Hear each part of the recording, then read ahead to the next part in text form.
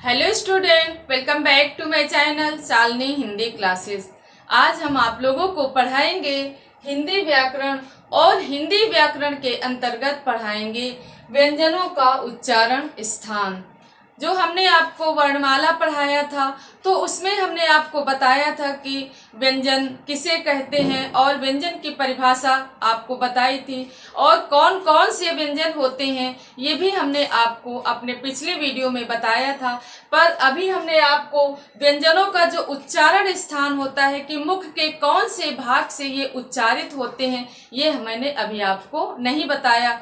तो आज हम आपके लिए ये वीडियो बना करके लाए हैं कि व्यंजनों का उच्चारण स्थान मुख के कौन से भाग से होता है। तो आइए बताते हैं हम आपको कि व्यंजनों का उच्चारण स्थान मुख के कौन से भाग से होता है।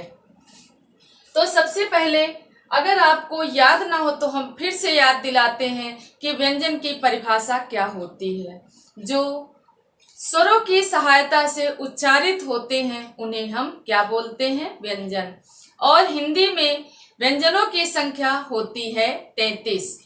और इसके बाद आज हम आपको बताएंगे कि स्पर्श व्यंजन कौन से होते हैं और ऊष्म व्यंजन कौन से होते हैं और अंतस्थ व्यंजन कौन से होते हैं और उनका उच्चारण स्थान मुख के कौन से भाग से होता है।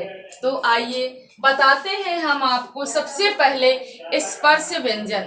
और स्पर्श व्यंजन को ही हम बोलते हैं वर्गीय व्यंजन। क्या बोलते हैं? स्पर्श व्यंजन।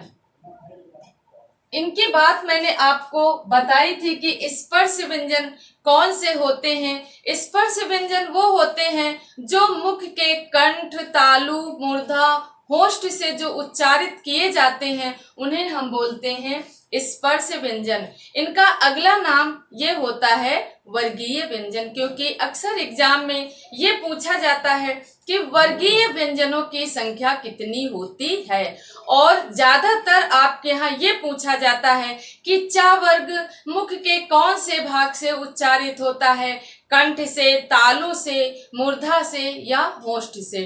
तो या कि टा वर्ग मतलब टा है, या कि ना है, या कि पा है, या मतलब ऐसे ही जितने भी व्यंजन होते हैं ये मुख के कौन से भाग से उच्चारित किए जाते हैं। तो आइए आपको हम बताते हैं, एकदम आसान तरीके से बताते हैं कि ये मुख के कौन से भाग से उच्चारित किए जाते हैं। पर इसके लिए आप लोगों को मेरा पूरा वीडियो देखना होगा, तभी आपको समझ में आएगा कि ये जो स्पर्श व्यंजन है ये मुख के कौन से भाग से उच्चारित होते हैं। उसके बाद हम आपको बताएंगे अंतस्थ व्यंजन और फिर बताएंगे ऊष्म व्यंजन।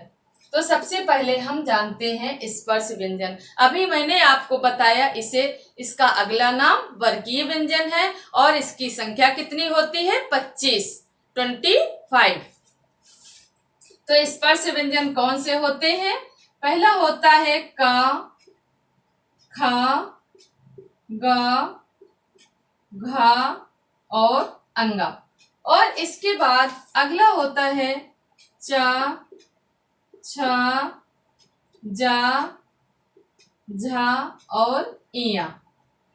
टा, ठा, डा, ढा और आड़ा। ता, था, दा, धा और ना। फिर पा, फा, बा, भा और मा। इनकी संख्या हमने अभी आपको बताया 25 होती है कि 5 ये देखिए 1 2 3 4 और 5। इसके बाद 5 गिन करके हम काउंट करते हैं तो हो जाते हैं 25। 5, 10, 15, 20 और 25।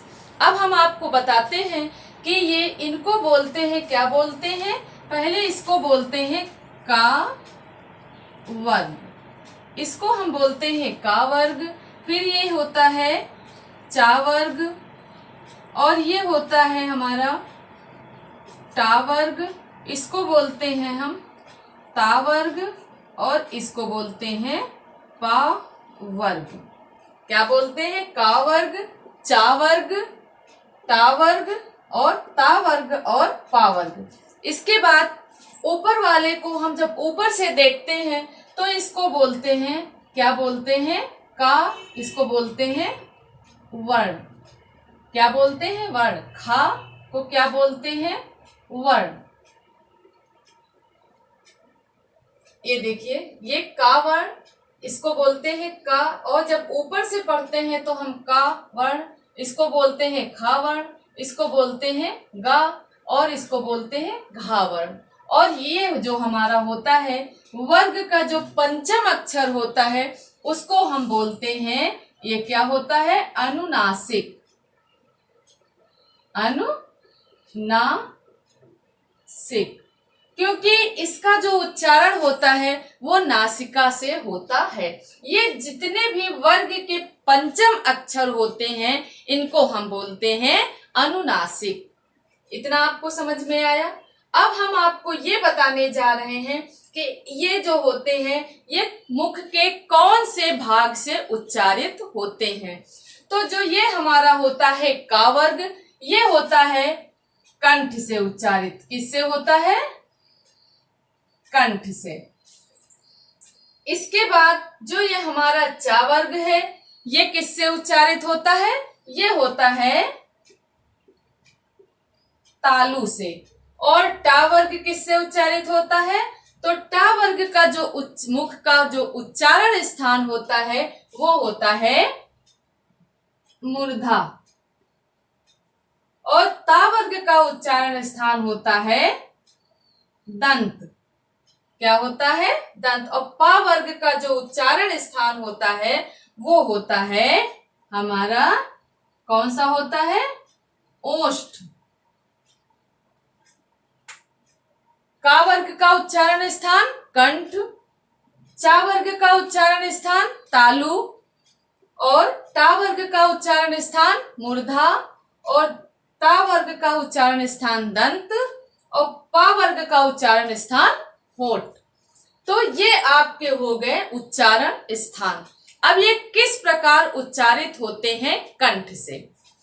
अभी हमने आपको इसको बताया ना कि स्पर्श व्यंजन वो होते हैं जो कंठ, तालु, मूर्धा, दंत और होष्ठ से उच्चारित होते हैं। उन्हें हम बोलते हैं स्पर्श व्यंजन या वर्गीय व्यंजन। अब ये किस प्रकार कंठ से और तालु से, अब ये देखिए, ये हम आपको एक फिगर बना करके बता रहे हैं। ये मुख का, ये किसका है? ये मुख का। जो ये हमारा मुख होता है ये, और इसमें ये जो बगल में ये हमारे दांत निकले होते हैं, ये देखिए दांत। अब हम किस प्रकार गले में कंठ से इसका उच्चारण स्थान करते हैं? आप मुख को दबा दीजिए, आपके किसी भी भाग से आप बार बार जब उच्चारित करेंगे तभी आपको समझ में आएगा कि का वर्ग, खा वर्ग। अब आप बोल करके देखिए, का, खा, गा, घा, अंगा। कोई भी मुख का भाग स्पर्श नहीं कर रहा है। ये कौन से मुख के भाग से निकल रहे हैं? तो वो कंठ से निकल रहे हैं। ये जो हमारे हैं ये हमारे किससे निकलते हैं? कंठ से। कहाँ से उच्चारित हुए? कंठ से। इसके बाद हम देखते हैं कि तालु से। अब ये जो होते हैं ये मुख के और कोई भी भाग मुख का स्पर्श नहीं करेगा। आप बार बार जब उच्चारण करेंगे तभी आपको समझ में आएगा कि ये उच्चारण स्थान चा वर्ग का क्या है या का वर्ग का, क्योंकि ये बच्चों प्रैक्टिस पे निर्भर है।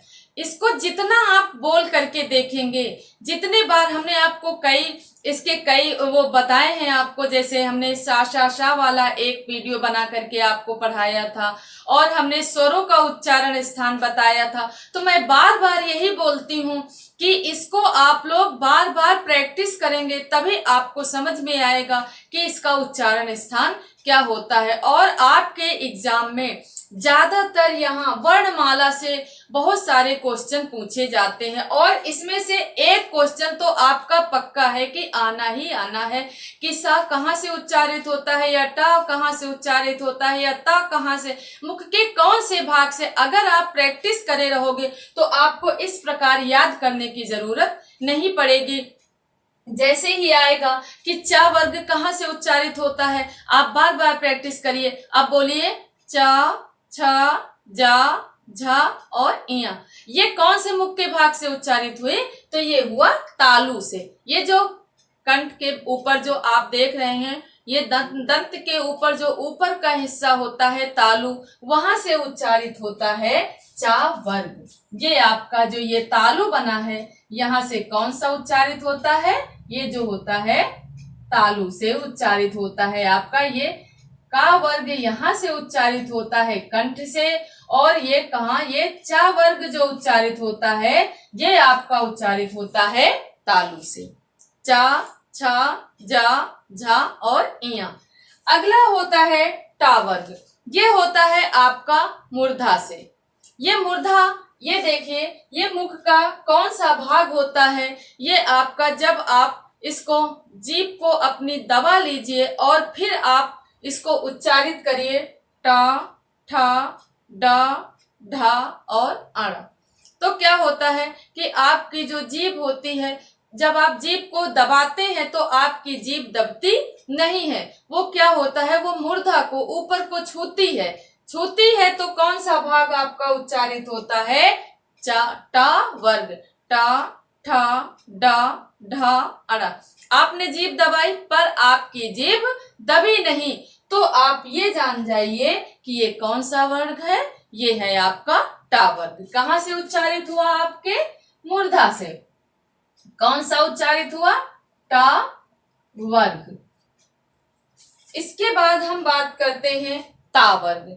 जो ता वर्ग का उच्चारण स्थान होता है, आप मुख के हर भाग को दबा लीजिए, आपके दंत से निकलेगा ता, था। अगर आप दांतों को दबाएंगे तो आप इसको उच्चारित नहीं कर पाएंगे। आप देखिए ता, था, दा, धा और ना, तो ये आपका कौन से भाग से, ये जो आपके दंत बने हुए हैं इनसे उच्चारित होता है आपका ता वर्ग। इसके बाद हम बात करते हैं पा वर्ग। तो ये आपका जो ये होंठ है, यहाँ से आपका उच्चारित होता है पा वर्ग। अब आपका ना दांत स्पर्श करेगा, ना मूर्धा और ना कंठ। आपके जो अंदर से जो ध्वनि निकल के आएगी वो दांतों को स्पर्श करते हुए आएगी। कौन से, होठों को स्पर्श करते हुए आएगी। क्या आएगी आवाज आपकी, पा, फा, बा, भा और मा। हमने अभी आपको बताया कि ये जो वर्ग का जो पंचम अक्षर है ये आपका अनुनासिक होता है। और अभी आप देखिए पा, फा, बा, भा और मा, ये कौन से मुख के कौन से भाग से उच्चारित हुए, तो ये हुए होंठ से। किससे हुए, ये जो आपका होंठ बना हुआ है यहाँ से आपका उच्चारित हुआ पा वर्ग। इसके बाद हम आपको बताते हैं अंतस्थ व्यंजन, कि अंतस्थ व्यंजनों का उच्चारण स्थान कौन सा होता है। अंतस्थ व्यंजन, जो अंतस्थ व्यंजन होते हैं इनकी भी संख्या कितनी होती है, इनकी संख्या होती है 4। कितनी होती है, 4। अक्सर हमारे एग्जाम में ये क्वेश्चन आता है कि अंतस्थ व्यंजनों की संख्या कितनी होती है, तो इनकी संख्या होती है 4। ये कौन कौन से होते हैं, ये होते हैं या, रा, ला और वा। ये जो 4 होते हैं इनके ये होते हैं हमारे अंतस्थ व्यंजन। ये मुख के अंतस्थ मतलब के अंदर से निकलते हैं, मुख के अंदर से निकलते हैं और हमारे हर भाग को छूते हुए, कंठ से भी, तालु से भी, मूर्धा से भी, होष्ठ से भी, मुख के हर भाग को स्पर्श करते हुए निकलते हैं, इसलिए इनको बोलते हैं अंतस्थ व्यंजन। इसके बाद हम आपको बताते हैं ऊष्म व्यंजन। ऊष्म व्यंजन,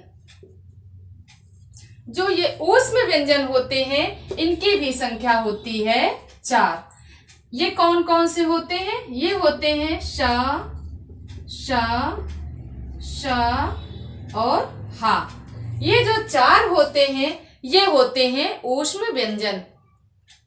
ये जो मुख के अंदर से जब निकलते हैं तो ये रगड़ और घर्षण के साथ निकलते हैं, मतलब इसलिए इनको हम बोलते हैं संघर्षी व्यंजन। कौन सा व्यंजन बोलते हैं? इनका दूसरा नाम है संघर्षी व्यंजन, क्योंकि ये जब मुख से निकलते हैं तो मुख से जब निकलते हैं तो ये रगड़ और घर्षण, मतलब जब हम बोलते हैं, आप बोल करके देखिए, शा शा शा हा। जब हम ऐसा बोलते हैं तो जो हमारा मुख से जो वायु निकलती है तो वो क्या हो जाती है? वो गर्म हो जाती है। तो इसलिए इनको बोलते हैं ऊष्म व्यंजन।